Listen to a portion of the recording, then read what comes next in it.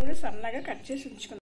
గోధుమ పిండి బేస్కి చేసుకుని ఉంచుకున్నాను. ఇవి చీజ్ స్లైసెస్ కట్ చేసి ఉంచుకున్నాను. అలాగా 2 పీసెస్గా ముద్దలుగా తీసి చపాతీలాగా పాముకుందాం. ఇలా చపాతీలా చేసుకున్నాం కదా, దీంట్లో చీజ్ పెట్టి ఇలా ఫోల్డ్ చేసుకుని మళ్ళీ చపాతీలాగా చేసుకుందాం. ఓకేనా?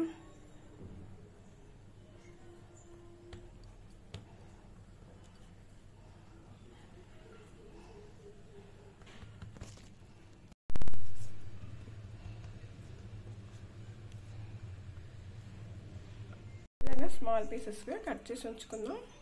క్యాప్సికమ్, టమాటా, ఉల్లిపాయలు. చపాతీ చేసాం కదా, ఇలా ఫోర్క్తోని ఘాట్లు పెట్టుకుందాం.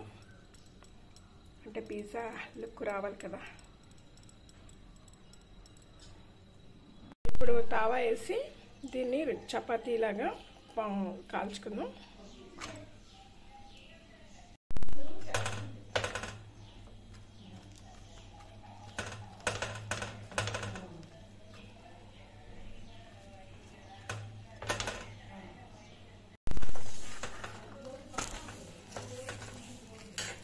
లైట్గా ఆయిల్ రాసుకుందాం. ఓకేనా?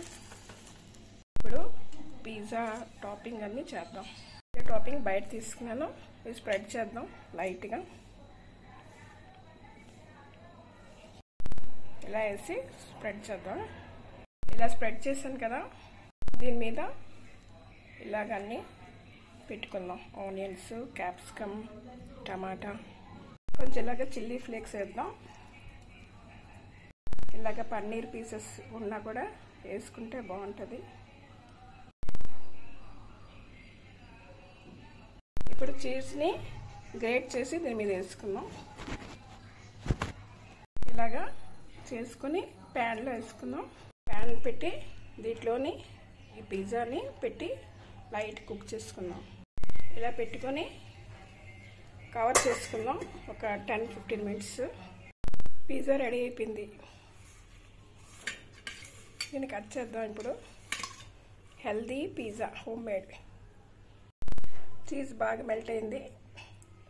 ఇలా తింటే వేడివేడిది బాగుంటుంది. నా వీడియో నచ్చితే లైక్ చేయండి, సబ్స్క్రైబ్ చేయండి. Thank you. Hey my home made pizza బాగుందా?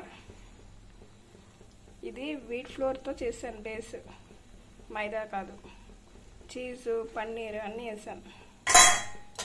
బాగుందా? చూడటానికి అయింది. ఓవెన్లో కాకుండా ఇలా కడాలో చేశాను, నాన్ స్టిక్.